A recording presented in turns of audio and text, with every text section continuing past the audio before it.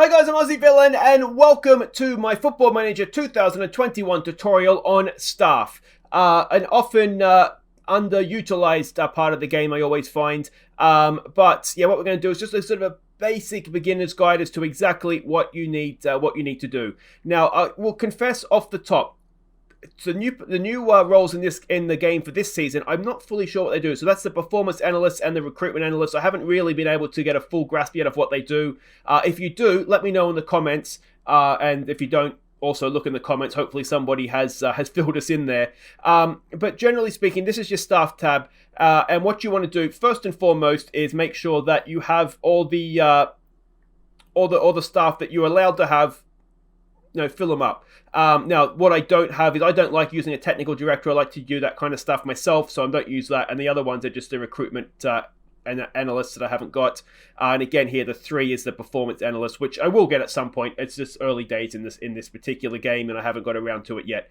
But this is where you see that. And if you want to see all the coaching staff for the entire club, so that includes youth teams, it includes everybody, both coaches, recruitment, and medical for everybody. You go and click on this the overview, and you can see everybody at the club. So this is a good way to see, how much you're paying people for one thing. And the other thing this is really useful to see is this here in the coaching badges. Now, coaching badges are very, very important, and the reason they're important, it will actually improve the quality of a coach. So if we go to our assistant, who is truly horrid, he will not be here once his contract's up. Actually, I'm going to have to sack him. He's got years left on his deal. But what you want to do is players will generally, they won't have anything when they first start.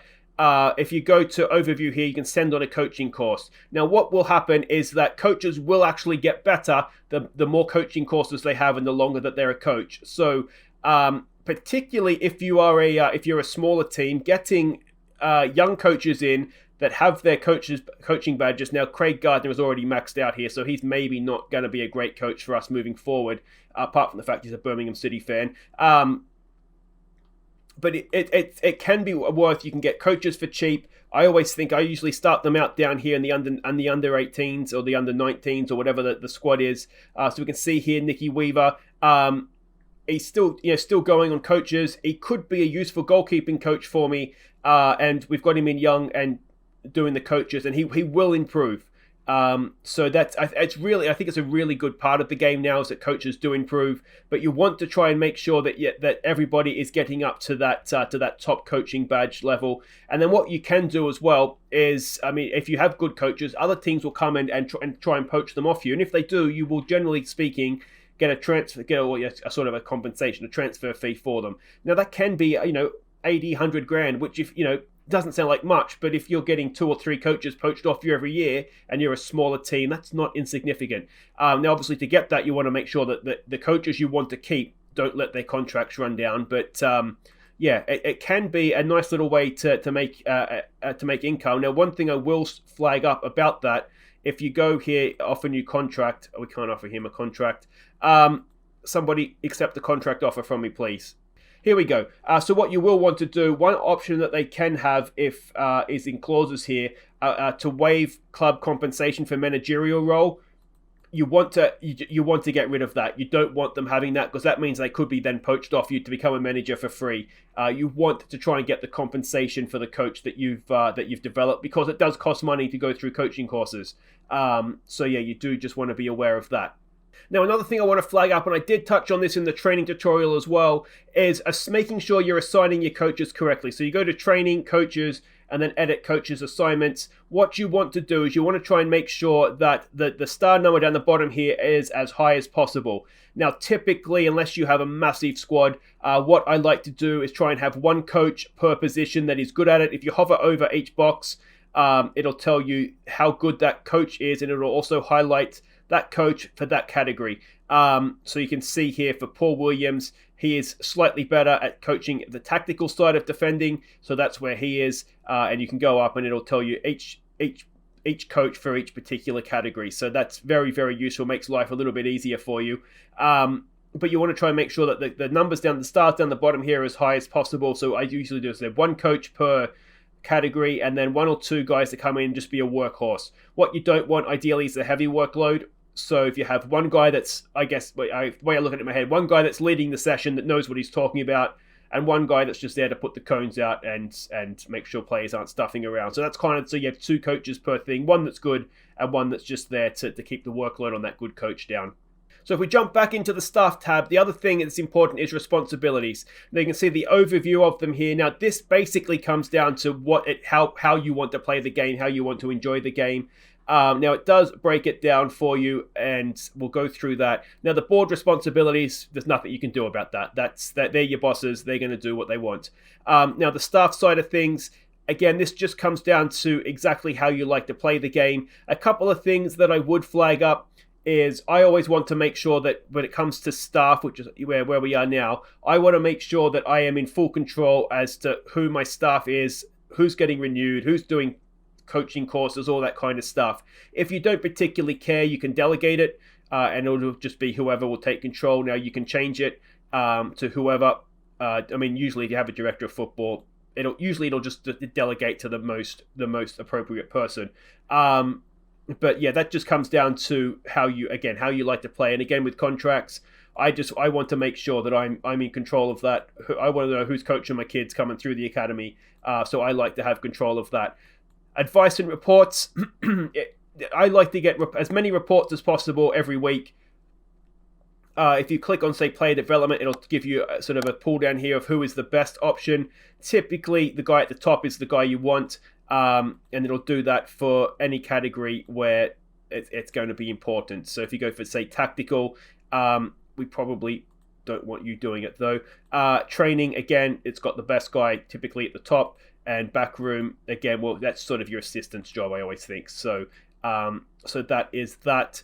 If you go down then now to scouting, I've done a separate tutorial on scouting, so look for that if you want to see exactly how to go about things. Generally speaking, I just like to let my their chief scout do it, and then if there's something I particularly want scouted, I'll go and do that. I like to do the scouting meeting so I can see who it is we're scouting, who's been scouted. But generally speaking, I just let my scouting staff take care of scouting themselves. That's just how I like to play the game. Different people obviously will play it different ways. Transfers and contracts and offer to clubs. Again, I like to make sure I'm in full control of this. Now, one thing you can do is initiating signings for players. You can delegate that to whoever you want, and it means that they'll look for players. So under 19s, under 23s, even senior players, you can definitely have somebody else go and initiate deals for them.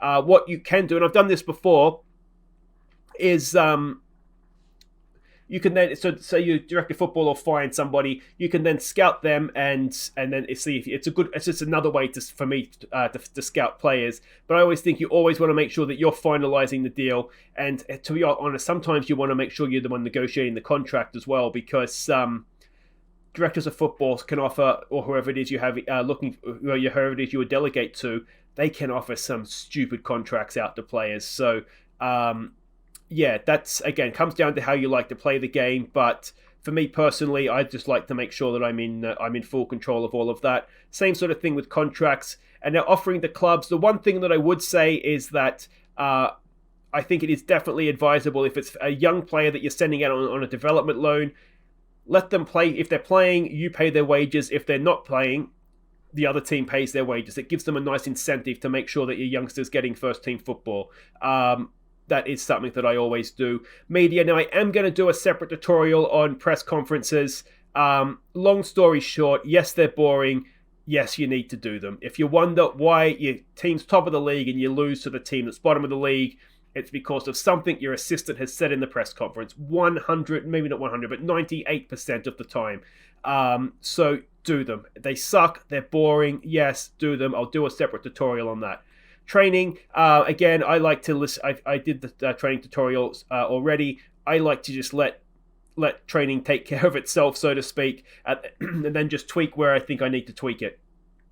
Again, that just comes down to how I enjoy playing the game. Other people will like to really do everything themselves, in which case, just take control. But yeah, for me, that's something that I like to do. I like to let the assistant do. I shade something, didn't I? Next up, tactics. Again, I usually just let the assistant take control of of opposition instructions because I can't be bothered doing it is the basic reason. Again, there's other people that will like just to really go in and set the team up and make sure you're marking other players the way you want to mark them. That's brilliant, and your teams will do better than mine because of it. But for me personally, it's just not something I'm particularly that bothered about. And the last one is match. I usually just let the assistant take care of friendly matches, let the backroom staff arrange them, although I usually end up arranging them anyway. I don't know why I clicked that. I did a separate tutorial on preseason arranging friendlies. I really should just take that off. Automatically make first team players fit until they're... automatically make unfit players... Try that again. Automatically make unfit first team players available for the team. I don't like to do that. I like to actually delegate it when you get asked. But there is a logic to doing that. And again, it just depends how you like to do this. Generally speaking, I just let the youth teams take care of themselves, and if I don't like the way they're going, I just hire somebody new. I always lead the team talks. I always do the instructions, the touchline instructions. Again, depends how you like playing the game. I would say team talks similar to press conferences. Assistant managers can say silly things at times. You might be better off just doing that yourself. But again, it just comes down to how you like playing the game. Now, if you want looking for new staff members, even it is very, very easy to do. You go to Scout here. You go up staff search. I can't speak anymore. Whatever the role is. If you're looking for a coach, which we were here, you can go to highlight key attributes for whatever sort of coach it is you're looking for, whatever attributes it is you want. Click OK, and then you might just need to move around there. Dennis Bergkamp. Now, one thing you can do is if you just want to go up and down all of the attributes rather than go through and click them all individually, which you've had to do in the past. Now you can just go all of them up and down by one, and that is obviously a beautiful thing. And then, yeah, it'll bring up the options. Dennis Bergkamp here, assistant manager. He's better than... Maybe I should hire him as an assistant manager, actually. He's better than the current one we have. But anyway, that's how you would do that. He's a very, very good attacking coach. You know what? There's a live tutorial sacking of our assistant manager here. What would he want? A little bit too much money, perhaps. Come on, Dennis. Come on, mate. No, it's not going to happen. All right, so... But anyway, that's how you would search for staff as well. You can also, if you go to the job center, you can place an advert. And now I know there's some people that don't like to use the search function, which is, to be honest, I don't use it for player searches. So I don't know what I do for staff. But you can place an ad for whatever positions that you have that are available, whether it be coaching, scouting, or if there was any physio, like medical staff as well. Click that, it'll advertise for under 23 coach. Give it a week or two, and then all the applicants will pop up in your inbox, and you can go that way as well. And that, my friends, is the staffing tutorial. If you found that useful or helpful, make sure you hit thumbs up. Subscribe if you're new. We do have some Let's Plays going, Sheffield Wednesday, and also H&W Welders in Northern Ireland. So if you've enjoyed this, go give me a watch on that. See if you enjoy watching me in action. And if not, thank you for watching this one, and hopefully I will see you again. Take care.